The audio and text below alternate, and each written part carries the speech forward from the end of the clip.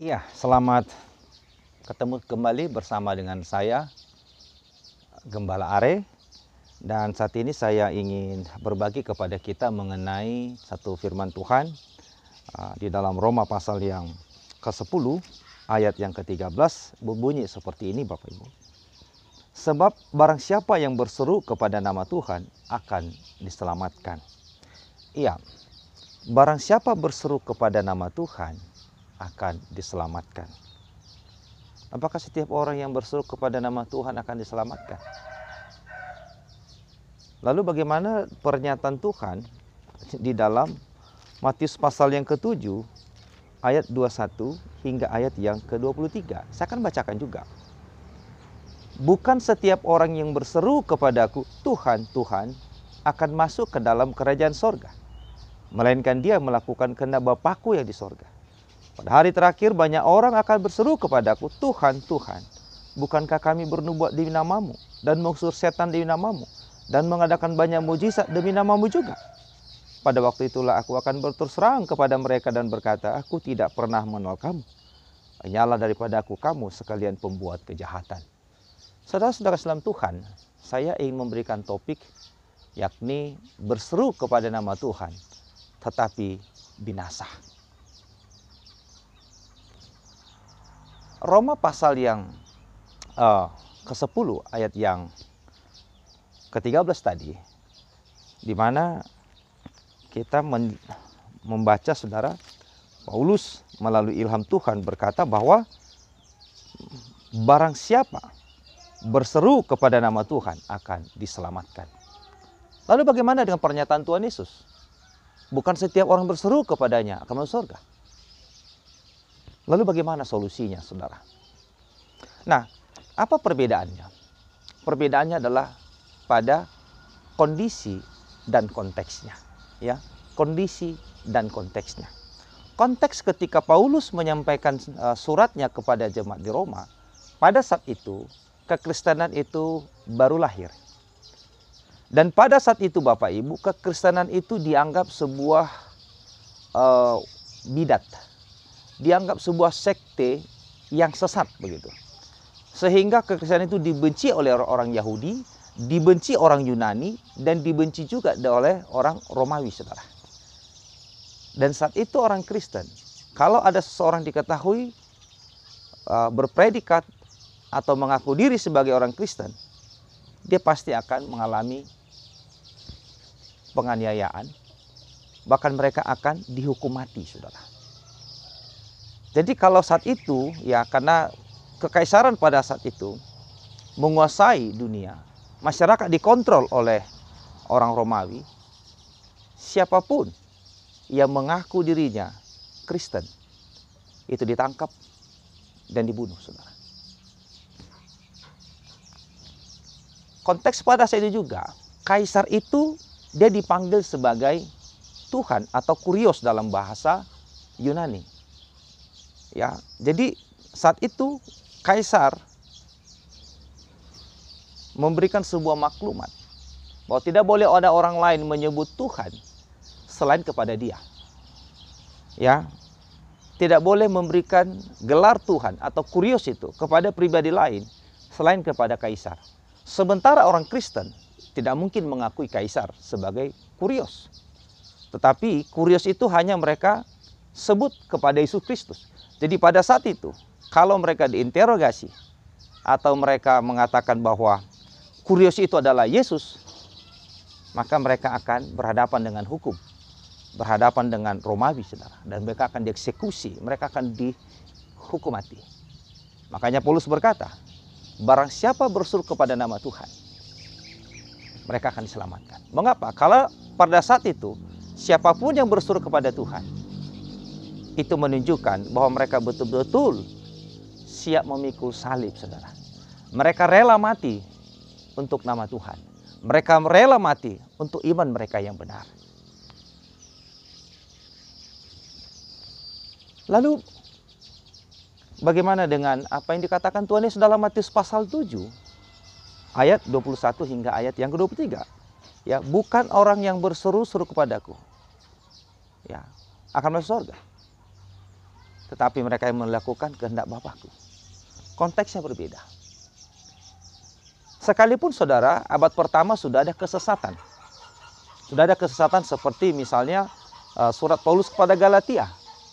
Sudah ada yang namanya gereja yang bernuansa Yudaisme. Ya, sudah ada, saudara. Nah, jadi saudara, pernyataan Tuhan Yesus dalam Matius pasal yang ke-7 ayat 21 hingga ayat yang ke-23 itu adalah nubuatan di mana nanti, di suatu masa nanti, di mana kekristenan itu sudah menjadi mayoritas. Hari ini saudara, Kristen mayoritas. Ada 2, sekian miliar penduduk mengaku diri Kristen. Mengaku diri Yesus adalah Tuhan. Ya, tetapi Tuhan berkata bahwa bukan setiap orang berseru kepadaku Tuhan, Tuhan akan masuk dalam kerajaan surga. Bagaimana dengan ayat itu?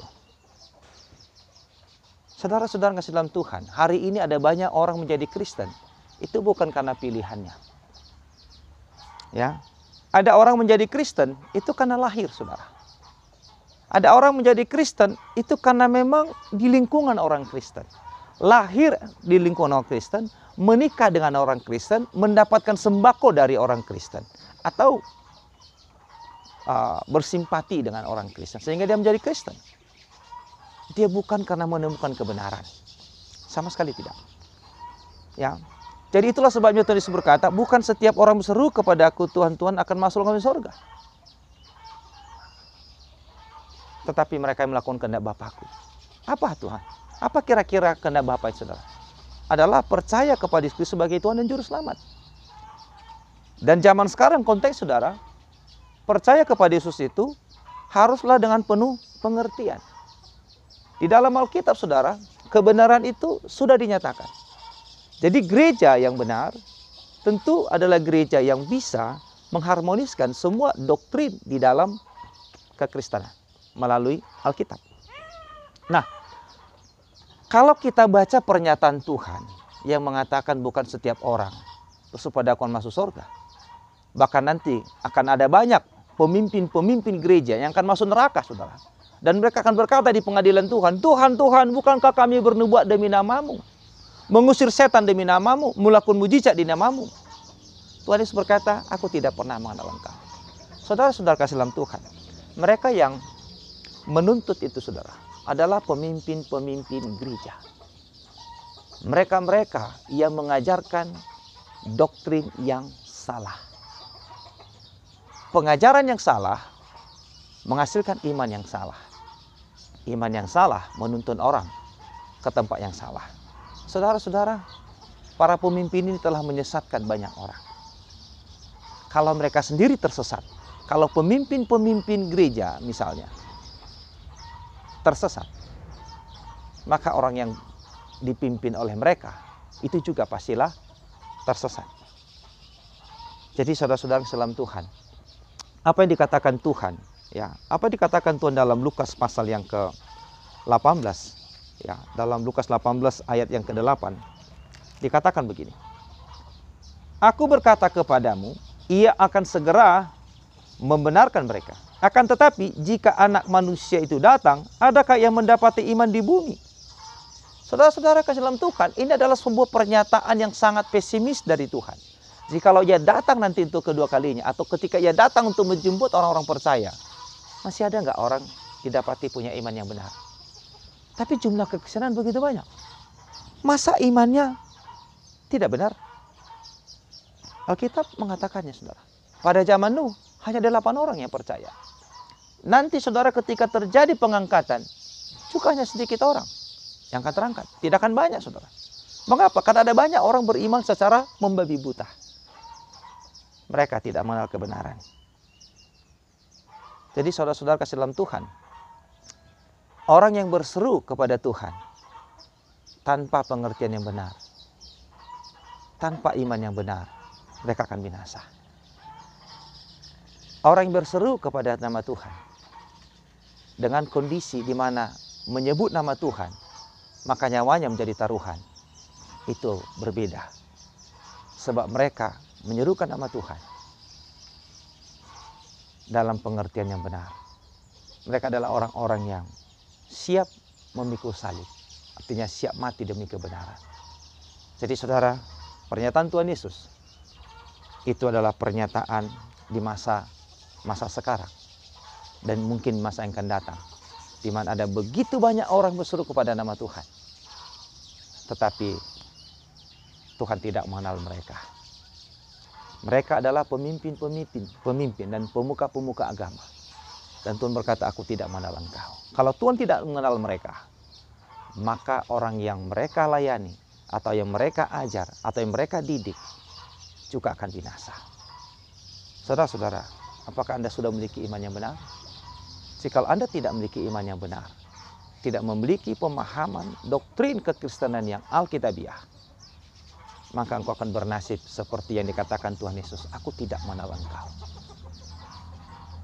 Aku tidak pernah mengenal engkau. Saudara-saudara, mari kita memiliki iman yang benar. Memiliki iman yang benar seperti apa? Bahwa Yesus adalah satu-satunya Tuhan dan Juru Selamat. Di luar Dia tidak ada kehidupan. Ya, tidak seorang pun yang sampai kepada Bapa kalau tidak melalui Dia. Ada masuk surga pun kalau ia beriman kepada Juru Selamat yang akan datang. Adam, Nuh, Abraham, Musa, mereka akan masuk surga apabila mereka beriman kepada Juru Selamat yang akan datang.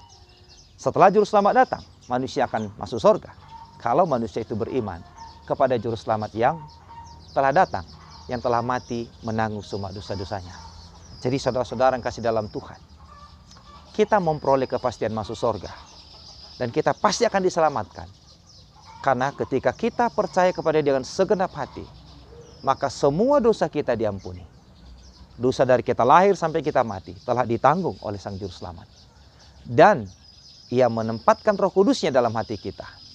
Sehingga kapan saja kita mati, kita pasti masuk surga. Dua garansi ini saudara adalah pemberian dari Tuhan. Diampuni semua dosa kita.